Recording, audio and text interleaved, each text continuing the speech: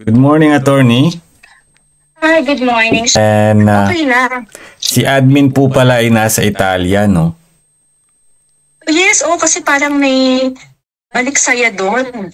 Balik saya. Actually, ma'am, I was able to talk to admin, but fortunately, nag-message siya sa akin kagabi. Sabi niya, I was inside the plane, flying to Italy, sabi niya. Italy. Siyempre, alam mo naman, napagkwentuhan na natin dati yung OFW e-card. Which is na pilot test na kahapon, di ba po, sa NAIA Terminal 1, sa OFW Lounge. Ma'am, is it tuloy-tuloy na po ba? Or pilot test lang yon? Ibig sabihin, titigil pa rin po ba yon? Or tuloy-tuloy na? Alam ko tuloy-tuloy na yun kasi may mga machine naman na available dyan. Okay. I'm sure. Nung time lang, medyo hindi lang natuloy nung ni-launch na, parang liman launching yung parang Facebook niya, live na before.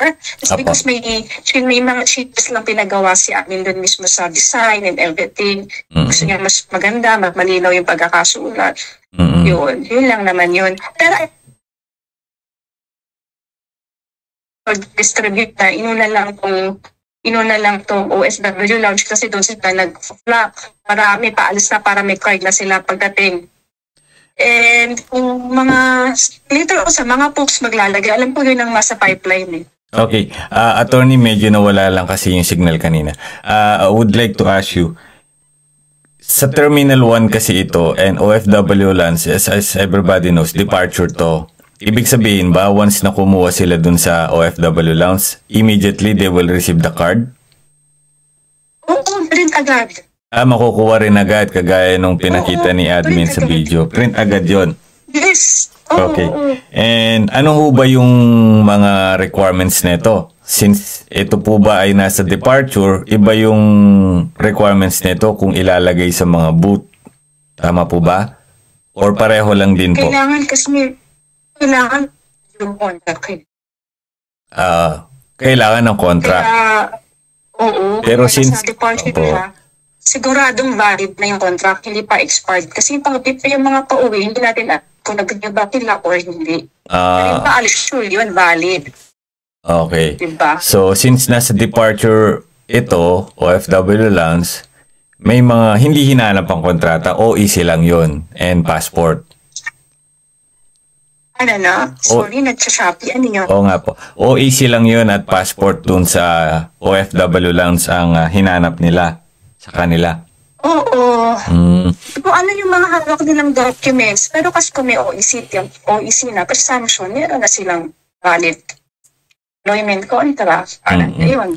Ma'am, is this OFW card will be launched also sa job site sa mga polo across the globe? Or sa Pilipinas lang talaga pwede mag-apply?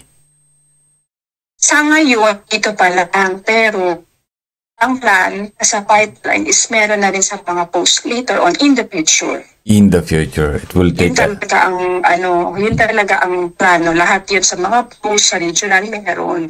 Para madaling accessible. Yes po. Para ngayon, ito muna initial. Ma'am, version 2, ano po bang mga aasahan dito sa card na to? For example, ako kukuha ko ng card, ng e-card.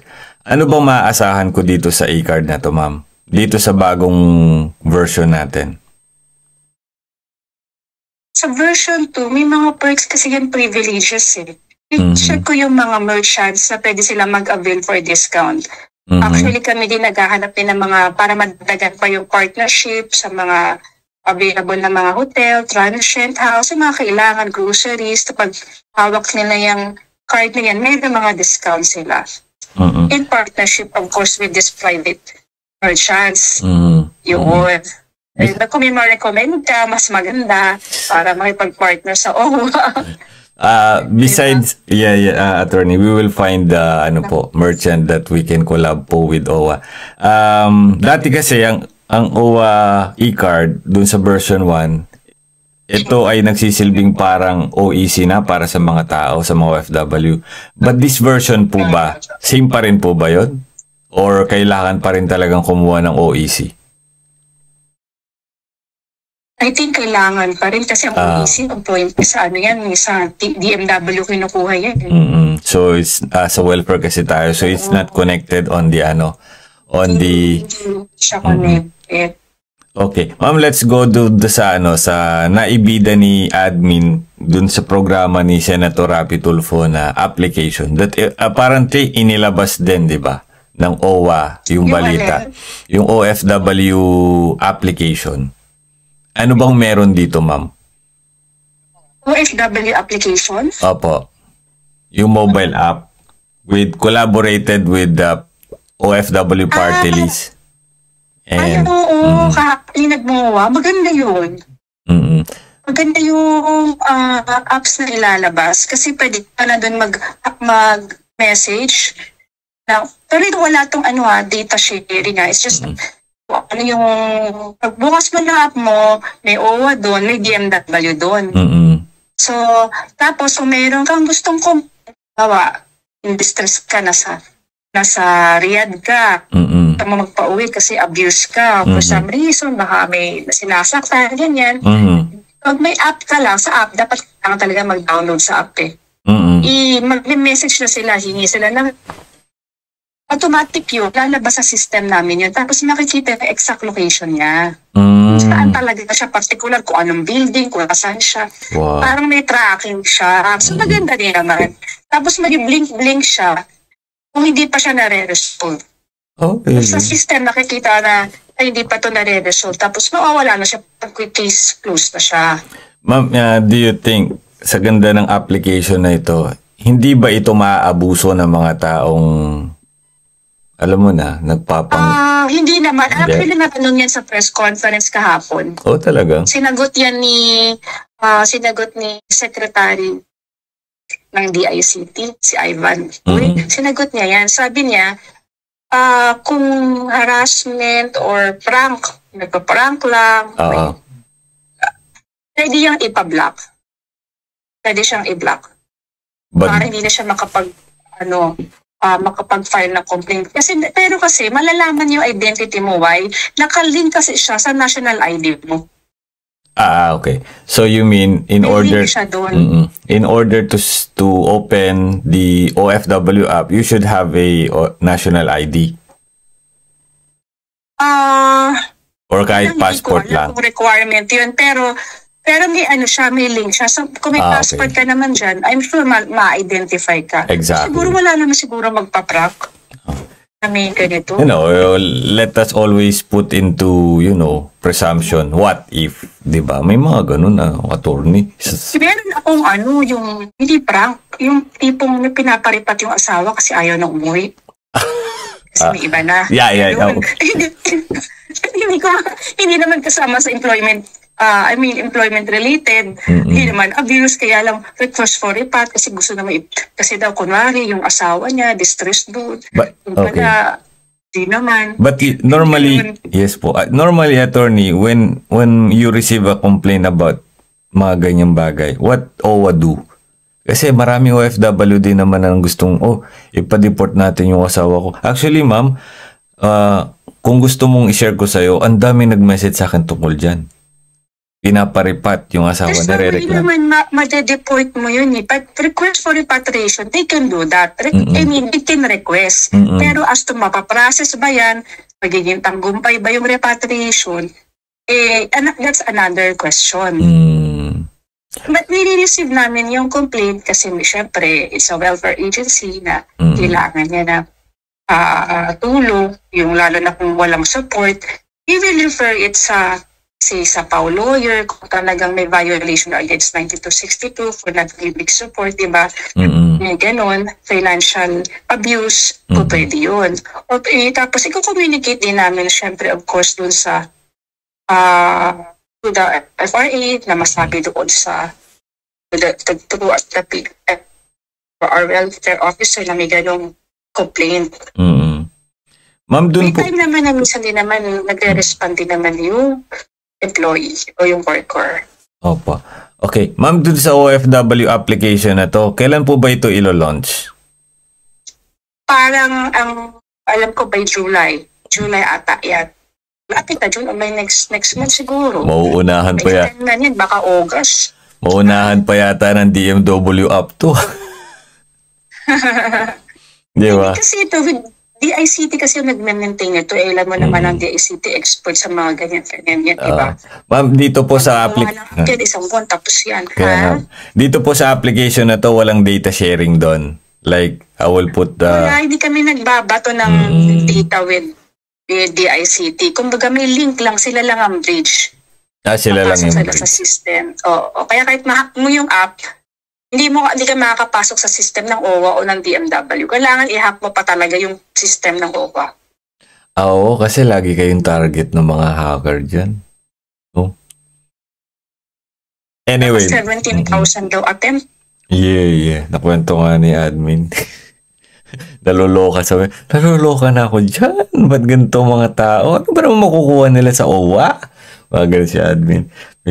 Pagpasa Diyos na lang natin at malakas-lakas naman ang OWA ngayon sa sa privacy nila. Anyway, attorney, maraming salamat at pagpasensahan niyo na po ang aking pagtawag. Alas napakaaga pa, tumatawag na ako sa inyo. And anytime. Nandito kasi ako sa Davao, merong program kasi si First Lady na Love for All. Tapos makikita mo yung OWA track na yun. Kasi kay First Lady yun. Maraming salamat sa pagbanggit ng OWA track. Kamusta yung mga pamilya natin na OFW sa Mount Canlaon? Did you receive a message or distress na mga kababayan na OFW, kanilang kamag-anak, nasa Mount Canlaon? Wala pa naman na wala reported. But kami, in coordination lagi sa LGU. Alam mo naman, kailangan mauna yung LGU. Then, sila talaga sa mga disasters Babato sa amin yung information o alas na lang yung family mismo dumiretso sa amin. Pero sa Quezon, yung nagbagyo, nagtamit yung OWA track.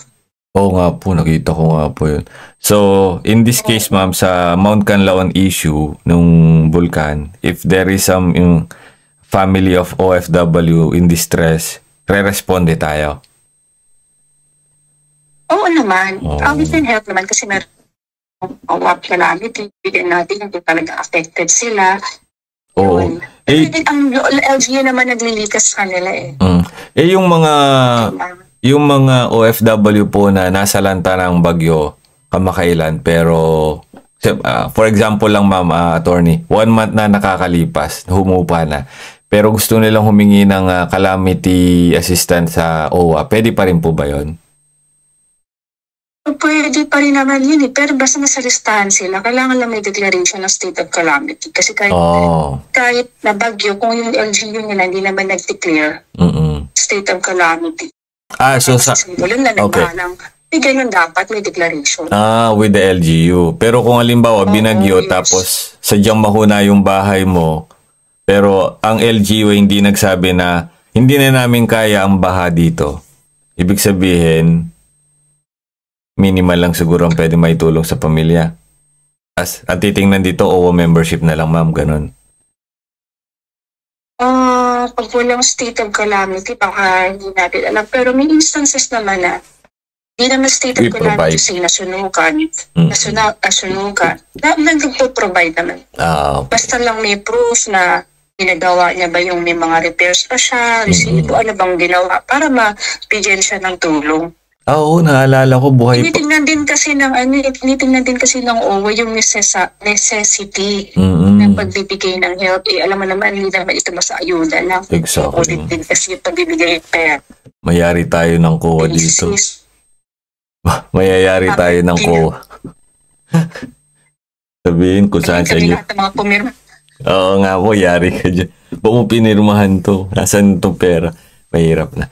Maraming salamat sa iyo, ma'am. Alam ko may pasok ka pa, hindi na kita gagambalain pa, ha? God bless you po. Punta na kami nung sa event. Ingat ka, ha? Ingat ka dyan. Salamat po. Kayo rin po. I'm happy that you're with your family. Ay, thank you very much. Ako din po. Salamat din po. God bless you, ma'am. Mabuhay po kayo. God bless. Ingat. Ingat po. Bye. So, ayun. Wala na ako idadagdag.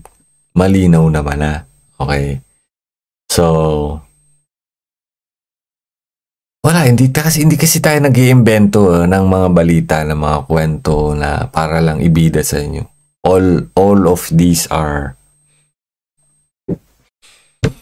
hindi ko na sasabihin pa. Maraming salamat po sa inyo.